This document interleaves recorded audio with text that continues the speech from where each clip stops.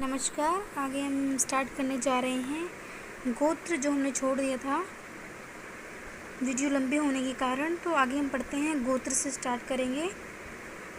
वंश परंपरा प्राय बहिर्विवाह की इकाई होती है,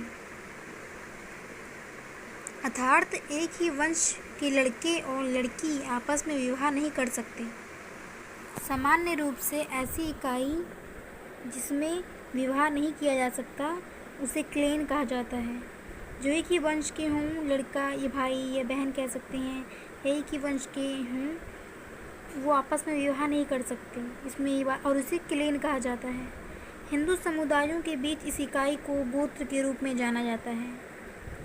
प्रत्येक व्यक्ति अपने माता पिता का गोत्र का है और उसके लिए गोत्र के अंदर विवाह करना संभव नहीं है। आमतौर पर सभी लोग अपनी वंश परंपरा के पूर्वजों को एक वास्तविक व्यक्ति के रूप में जानते हैं, लेकिन गोत्र के पूर्वज को आमतौर पर एक कल्पित व्यक्ति के रूप में ही जाना जाता है। एक वंश के सदस्य एक दूसरे के पास रहते हैं, इसलिए उन्हें सहयोग अथवा विरोध प्रकट करने के लिए बहुत से अवसर मिलते हैं, जबकि गोत्र के सदस्यों के आपसी संबंधों में ऐसे समान हित या कामकाज के अवसर नहीं दिखते। इसलिए एक गोत्र के लोगों के बीच संबंध प्राय प्रांगण नहीं होते, मतलब दूर दूर रहते हैं जो गोत्र संबंधित होते हैं। गोत्र और वंश परंपरा के इन भेदों को याद रखना श्रेयस्कर है। गोत्र विचार अक्सर विवाह के संदर्भ में महत्वपूर्ण होता है। तो हम गोत्र के ऊपर हमने पढ़ा कि गोत्र में विवाह कौन कर सकता है, किससे कर सकता है, यही हमने इसमें जाना है। आगे पढ़ते हैं, जाति और उपजाति। जाति और उपजाति वंश परंपरा तथा गोत्र के अंतरिक्त एक ही गांव के अथवा निकट के गांव वाले जाति समूह के परिवारों में नातेदारी पद्धति का ताना बाना फैला होता है। जातियों में अंतर्जातीय विवाह नियम है, मतलब जो जातियां बटी होती हैं उनमें अंतर्जाति अपने ही जाति में विवाह करना, अंतर्जाति का मतलब होता है अपनी ही जाति में विवाह करना नियम है, इसलिए लोग अपनी ही जाति में विवाह करते हैं। इस तरह एक जाति के लोग या तो पहले से ही एक दूसरे से संबंधित होते हैं अथवा भविष्य में एक दूसरे से संबंध स्थापित कर सकते हैं। आमतौर पर जब दूसरे लोग उनकी प्रतिष्ठा और स्तर को चुनौती देते हैं तो एक जाति के लोग एक दूसरे की भरसक मदद करते हैं और जातिगत मान प्रतिष्ठा को कायम रखने के लिए दूसरों से टक्कर लेने को तैयार रहते हैं। वे एक साथ मिलकर धार्मिक अनुष्ठान करते हैं तथा जब भी ज़रूरत हो तो एक दूसरे की आर्थिक सहायता भी करते हैं। ये एक जाति की बात की जा रही है जो एक दूसरे से मदद करते हैं और विवाह संबंध भी स्थापित कर लेते हैं जातियों में, अगर एक जाति समान है तो। हर जाति उपजाति में बटी होती है। हर उपजाति एक जाति की सारी भूमिकाएं निभाती हैं, मतलब जितनी जातियां होती हैं वो कहीं ना कहीं सब में ऊपर जाति बटी हुई है और जितनी उपजाति हैं वो सारी भूमिकाएं निभाते हैं, जैसे सजातीय विवाह और सामाजिक नियंत्रण की महत्वपूर्ण भूमिकाएं, मतलब एक ही जाति में विवाह करना और समाज में एक नियंत्रण बनाए रखना अपनी ही जाति से विवाह करने का। इस संबंध में स्पष्ट है कि उपजाति की आंतरिक संरचना के ढांचे में हमें नातेदारी पद्धति के ताने बाने दिखाई देते हैं। उपजाति के जो सदस्य होते हैं वो नातेदारों के रूप में सहयोग करते हैं। वह संदर्भानुसार धार्मिक अनुष्ठानों में बराबरी की हैसियत से मिलकर कार्य करते हैं तथा सामाजिक और आर्थिक गतिविधियों में राजनीतिक गठबंधन के माध्यम से भाग लेते हैं। विद्यार्थी ने एक लघु स्तरीय उपजाति के अध्ययन में बताया कि सभी लोग अपनी उपजाति के अधिकांश सदस्यों से अपने रिश्ते को जानते हैं। दूसरी ओर एक उपजाति जो अनेक गांवों में फैली हो, उसके कुछ सदस्यों के साथ व्यक्ति विशेष के संबंध संभव होते हैं, मतलब जितने भी सदस्य उस जाति संबंधित होते हैं उनके रिश्ते बने होते हैं या बन जाते हैं।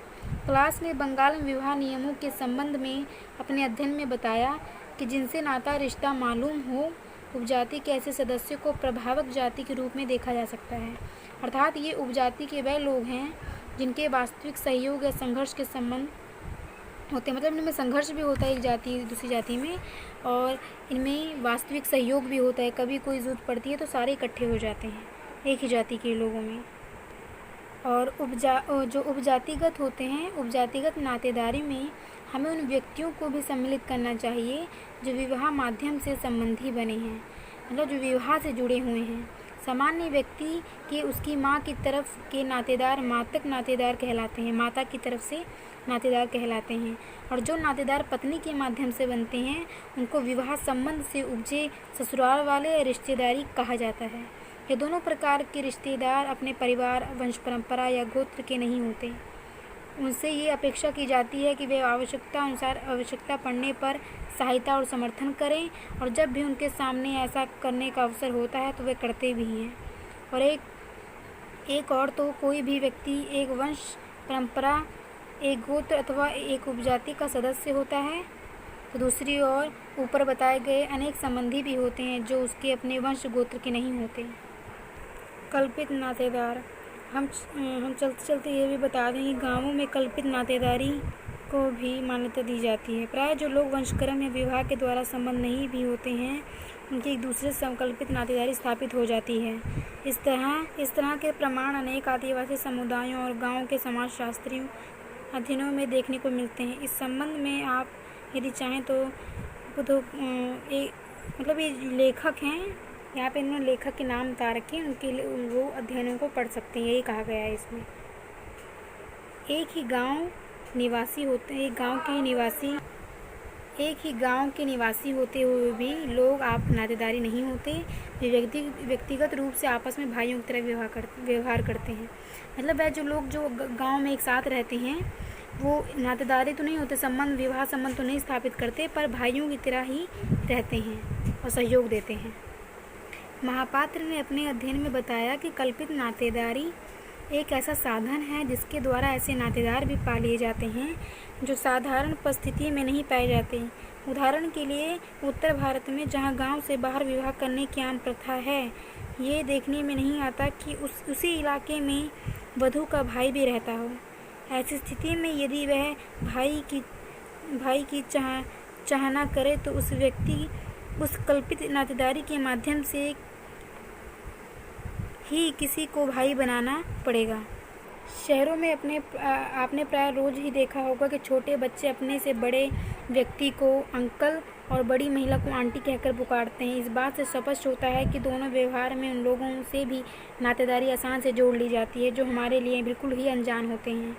भले ही अस्थायी संबंधों का वास्तविक नातेदारी के साथ संबंध या व्यवहार की तुलना में कोई भी महत्व नहीं होता हो। अब ये प्रश्न आ गए हैं, इसको आप सॉल्व कर सकते हैं।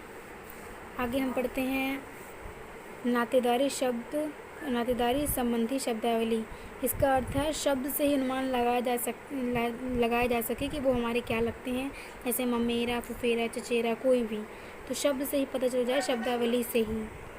विभिन्न नातेदारी शब्दावली की तुलना और विश्लेषण से हमें नातेदारी की संरचना, उसकी बनावट और प्रत्येक शब्द से संबंध व्यवहार को समझने में सहायता मिलती है। दूसरे शब्दों में हमारे सामाजिक संबंधों के लिए नातेदारी शब्दावली हमें संदर्भ और मुहावरा प्रदान करती है।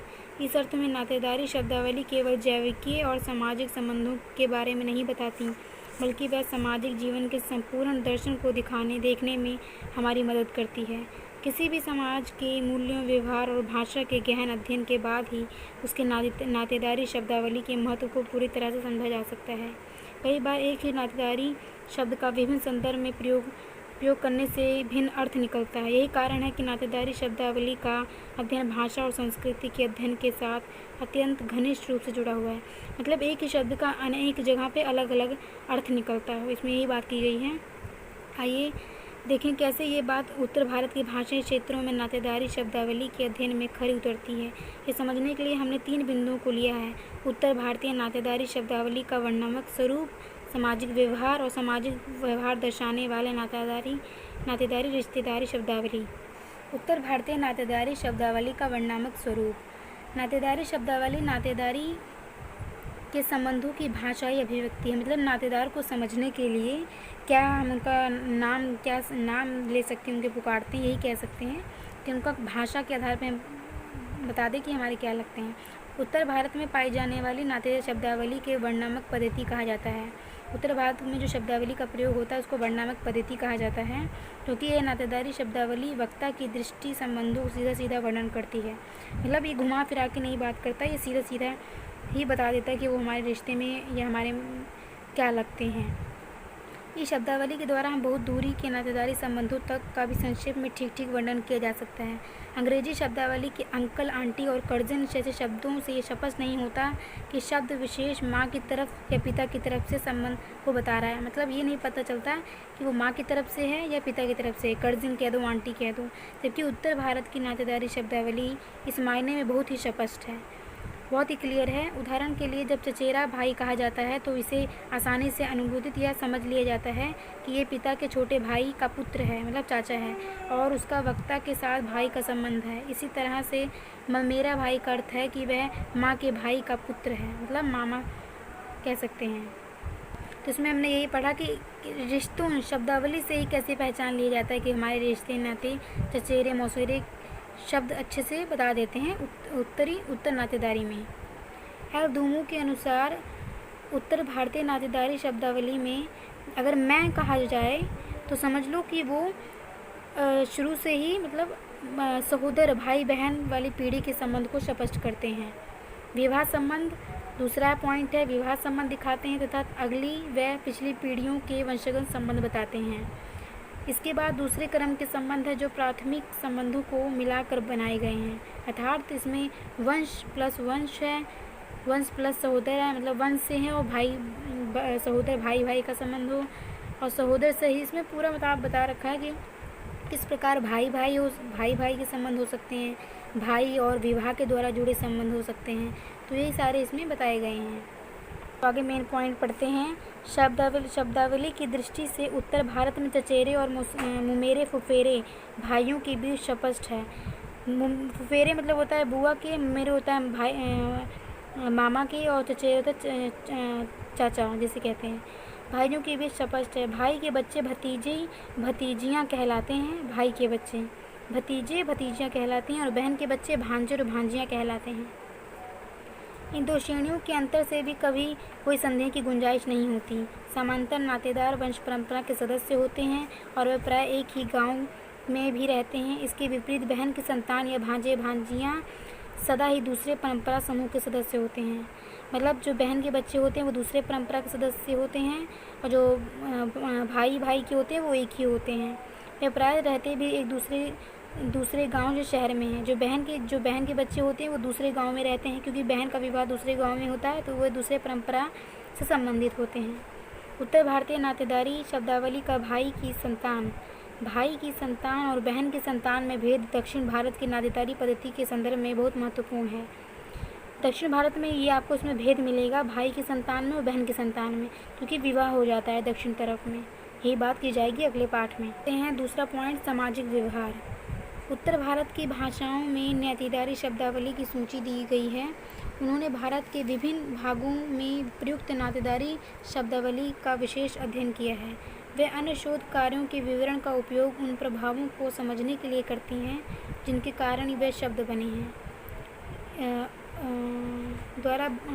इरावर्ती कर्व के अंतरिक्त एक ध्रुव द्वारा किए गए भारतीय आर्य नातेदारी शब्दावली के विश्लेषण का उदाहरण भी दिया जा सकता है। उन्होंने उत्तर भारत की भाषाओं की नातेदारी संबंधी शब्दावली की तुलना करके नातेदारी पद्धतियों के विविध और सैद्धांतिक पहलुओं पर प्रकाश डाला है। विभिन्न सामाजिक पहलुओं पर प्रकाश डाला है। उदाहरण के लिए सरजूपारी ब्राह्मण में मान शब्द का अर्थ वर पक्ष से होता है। सैद्धांतिक शब्द में मान शब्द वधु पक्ष के स्तर की तुलना में वर पक्ष के उच्च स्तर को बतलाता है, मतलब वधु से ऊंचा। कानून की दृष्टि से इस बात का यही शब्द ये बताता है कि वर पक्ष तथा वधु पक्ष की संपत्ति में भागीदारी नहीं होती। नेक्स्ट पॉइंट पे आते हैं हम, सामाजिक व्यवहार दर्शाने वाले नातेदारी रिश्तेदारी शब्दावली। इसमें आप इतना लंबा चौड़ा ना पढ़ के सीधा आप ये पढ़ लें, जैसे देवर भाभी या ससुर व जेठ का बहू के साथ संबंध या संकोच का भावना रहती है। तथा देवर के साथ जो भाभी होती है उसका हंसी मजाक का होता है। तो ये यही बात इसमें की गई है कि ससुर के साथ व्यवहार कैसा होता है और बहू के साथ व्यवहार कैसा होता है, सामाजिक व्यवहार दर्शाने में। जो विवाह से जो संबंध बनते हैं उसमें सदस्यों के और देवर जेठ के साथ संबंध कैसे होते हैं। ससुर के समान ही जेठ का भी संबंध होता है, बहू पर्दा करती है, और छोटे देवर के साथ वो हंसी मजाक का रिश्ता होता है। तो इसमें यही बात की गई है, मैं आपको शॉर्ट में बता देती हूँ। इसमें ये बात है, सामाजिक व्यवहार दर्शाने वाले जो समाज में विवाह के द्वारा जो संबंध बनते हैं, उसके बाद रिश्ते नाते में किस प्रकार वो विवाह एक शब्द के रूप में प्रयुक्त हो जाता है और एक शब्दावली नाम दे दिया जाता है। मैं आपको पढ़ के भी सुना देती हूँ ताकि कोई भी आपके अंदर कोई भी संकोच ना रहे किसी भी चीज़ को लेकर। नातेदारी शब्दावली के प्रयोग से ही स्पष्ट हो जाता है कि किसी नातेदार से किस प्रकार के व्यवहार की अपेक्षा की जाती है। उदाहरण के लिए ऑस्कर लेविस ने उत्तर भारतीय गांवों से संबंधित अपने अध्ययन में व्यक्ति और उसके बड़े भाई की पत्नी के बीच संबंध और विन्यास का वर्णन किया है। व्यक्ति और उसके बड़े भाई मतलब जेठ कह सकते हैं बड़े भाई को। इसे सामान्यतः देवर भाभी का संबंध कहा जाता है, जिसमें आपस में हंसी मजाक का रिश्ता होता है। जेठ नहीं, इसमें छोटे भाई की बात की गई है। व्यक्ति और उसके बड़े भाई की पत्नी, हाँ जो पत्नी है उसके बड़े भाई की, वो छोटे भाई से मजाक का संबंध देवर भाभी का संबंध कहा जा सकता है, जिसमें आपस में हंसी मजाक का रिश्ता होता है। इसी हंसी मजाक के रिश्ते से बिल्कुल विपरीत एक महिला का अपने पति के पिता के साथ शील संकोच का रिश्ता होता है, जो मैंने बता दिया कि ससुर के साथ रिश्ता कैसे होता है बहू का। इसी प्रकार वे अपने पति के बड़े भाई मतलब जेठ के साथ भी वैसा व्यवहार रखती है, शील संकोच का। और उसके बाद है पति के पिता के लिए ससुर और पति के बड़े भाई के लिए भसुर शब्द का प्रयोग किया जाता है, मतलब ससुर के लिए ससुर का प्रयोग किया जाता है और जेठ के लिए भसुर शब्द का प्रयोग किया जाता है। भसुर शब्द संस्कृत शब्द ये सब नहीं है, आप इतना ही समझ लें, ये बहुत ज़रूरी है। ये इतने शब्द संस्कृत में हैं और लिख तो पाएंगे नहीं क्योंकि काफ़ी ज़्यादा हमें एग्ज़ाम में लिखना होता है, तो हमारी स्पीड हम बहुत से शब्द भूल जाते हैं। तो इतना याद रखें कि सामाजिक व्यवहार दर्शाने वाले जो नातेदारी शब्दावली है वो किस प्रकार किसको किस नाम से पुकारा जाता है, किसके साथ हंसी मजाक का संबंध होता है और किसके साथ शील संकोच का संबंध होता है। आगे पढ़ते हैं विवाह नियम। विवाह के क्या नियम हैं उत्तर भारतीय नातेदारी पद्धति में। जब कोई भी विवाह संबंध होता है तो उस नई रिश्तेदारी स्थापित होती है, इसलिए नातेदारी पद्धति के ढांचे की चर्चा करने के लिए विवाह नियमों की चर्चा करने से प्रासंगिकता स्पष्ट दिखाई देती है। उत्तर भारत के संदर्भ में प्राय सभी लोग इस बात की पूर्ण जानकारी होती है कि किससे विवाह करना वर्जित है और किससे नहीं, मतलब कह सकते हैं वर्जित किससे नहीं है और किससे कर सकते हैं। समाजशास्त्री शब्दावली में इस बात को कहा जा सकता है कि उत्तर भारत में विवाह के निषेधात्मक नियम हैं, मतलब किससे विवाह नहीं हो सकता है, ये बात ज़्यादा महत्वपूर्ण होती है। आइए देखें कि उत्तर भारत में बहिर्विवाह की एक ये सीमा और उसके नियम क्या हैं। ये कहा जा सकता है कि एक निर्धारित सीमा के बाहर ही विवाह संभव होता है, सीमा के अंदर कदापि नहीं। इस पक्ष की चर्चा 3 बिंदुओं के तहत की जा रही है: गोत्र से बाहर विवाह, चतुर्गोत्रीय सीमा का नियम और एक ही गांव में विवाह का निषेध। तो इसमें हमें ये चीज़ पढ़ना है कि विवाह के नियम में कौन कौन से मेन पॉइंट होते हैं। गोत्र से बाहर विवाह करना, चतुर्गोत्रीय सीमा का नियम, मतलब गोत्र की एक सीमा होती है विवाह करने की, और एक ही गांव में विवाह नहीं कर सकते। तो हम फटाफट पढ़ते हैं। गांव से बाहर विवाह तय करने के समय साफ जाहिर रहता है, आराम से इसको पढ़ते हैं। विवाह तय करने के समय साफ जाहिर रहता है कि किसी का भी अपना वंशक्रम क्या है, क्योंकि किसी को भी अपनी पितावंश परंपरा की लड़की से विवाह की अनुमति नहीं है, मतलब जो पिता के वंश से हो उससे विवाह की अनुमति नहीं है। उत्तर भारत में सामान्यतः 5 या 6 पीढ़ियों तक की वंश परंपरा याद रखी जाती है और इस सीमा के भीतर विवाह संबंध स्थापित नहीं किए जाते। मतलब जैसे एग्जाम्पल के रूप में देती हूँ, जैसे मेरे पिता हैं तो मेरे पिता के पिता के पिता के या मेरे आने वाले पीढ़ियों में विवाह नहीं कर सकते, अब हम अपने बच्चों के, यही इसमें बात की गई है। ऐसी स्थिति में वंश परंपरा गोत्र में बदल जाती है और गोत्र भाई की बात की जाती है। वास्तव में विस्तृत रूप से प्रयुक्त शब्द संस्कृत शब्द गोत्र उपजाति के अंतर्गत उस समूह का द्वितीयात्मक है जिसमें विवाह वर्जित है, मतलब जिसमें विवाह नहीं हो सकता। इसका प्रमुख कार्य उपजाति में विवाहों की गति का संचालन है। दूसरे शब्दों में कहाँ विवाह वर्जित है या कहाँ संभव एक गोत्र के आधार पर निर्धारित होता है। इसमें ये बात यही है कि कहाँ विवाह कर सकते हैं, कहाँ विवाह नहीं कर सकते, ये ज़्यादा महत्वपूर्ण होता है उत्तर भारत नातेदारी में। चतुर्गोत्र सीमा का नियम। विवाह के संदर्भ में आपने उत्तर भारतीय विवाहों में प्रयुक्त चार गोत्र तक विवाह न किए जाने की व्यवस्था के बारे में सुना होगा। इरावती कुरु के शब्दों में कहा जा सकता है कि इस व्यवस्था के अनुसार कोई भी व्यक्ति उस महिला से विवाह नहीं कर सकता जो उसके पिता के गोत्र की हो, उसकी माँ के गोत्र की हो, उसके पिता के माँ के गोत्र की हो, उसकी माँ की माँ के गोत्र की हो, मतलब नानी की गोत्र की हो। मतलब उसकी वही जो मैंने बताया आपको पहले कि मेरे नाना नानी ने मुझसे, मतलब नाना नानी ने जो मेरे वंश से पिछले जो पूर्वज हैं उनके उससे विवाह नहीं हो सकता। दूसरे शब्दों में इस नियम द्वारा दो व्यक्ति जो इन 8 गोत्रों में से किसी से समृद्ध हैं आपस में विवाह नहीं कर सकते। इसमें स्पष्ट है कि बहिगोत्र विवाह का नियम केवल वंश परंपरा के सदस्यों तक सीमित नहीं है, उसके बाहर अन्य वंश परंपरा के सदस्यों पर भी लागू होती है। इसमें ये बात की गई है कि किससे विवाह कर सकते हैं और किससे नहीं कर सकते। आगे बढ़ते हैं। एक ही गांव में विवाह का निषेध। उत्तर भारत में एक अन्य प्रकार की बहुविवाह नियम पाया जाता है, वह है एक ही गांव में विवाह न करने का नियम। आमतौर पर एक ही गांव में रहने वाले एक या दो वंश परंपरा के होते हैं। एक ही वंश परंपरा के सदस्य तो आपस में विवाह कर ही नहीं सकते, परंतु ये नियम उत्तर भारत के उन गांवों में भी लागू होता है जहां अधिक वंश परंपराएं होती हैं। ये इसलिए है कि एक गांव में रहने वाले लड़का लड़की भाई बहन की तरह माने जाते हैं और इसलिए वे आपस में विवाह नहीं कर सकते। इस प्रकार की आस्था पहले अधिक मानी जाती थी। आजकल यदि अलग अलग वंश परंपराओं के हों तो एक 4 गोत्र नियम का उल्लंघन न होता हो तो एक ही गांव में रहने वाले आपस में विवाह करने लगे हैं। इस तरह एक ही गांव में विवाह न करने का नियम अब कमज़ोर पड़ रहा है। यह आपको सावधान कर देना आवश्यक है कि हमने नातेदारी परंपरा की व्याख्या के संबंध में वंश परंपरा, गोत्र और उपजाति का वर्णन किया है, परंतु कुटुंब, बिरादरी, खानदान, भाई बंधु आदि का उल्लेख नहीं किया है।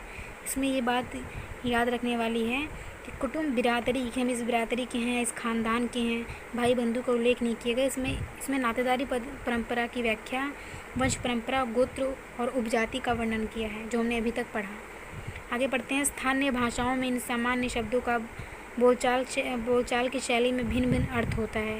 ये शब्द विभिन्न संदर्भ नातेदारी व्यवस्था के विभिन्न स्तरों के हैं। हमने इन इकाइयों में केवल सामाजिक ढांचे और सामाजिक प्रक्रियाओं की चर्चा की है, मतलब कार्य क्या है इन समाज की, और स्थानीय शब्दों के विवरण को नहीं लिया है क्योंकि इनका अध्ययन क्षेत्र विशेष के संदर्भ में किया जा सकता है।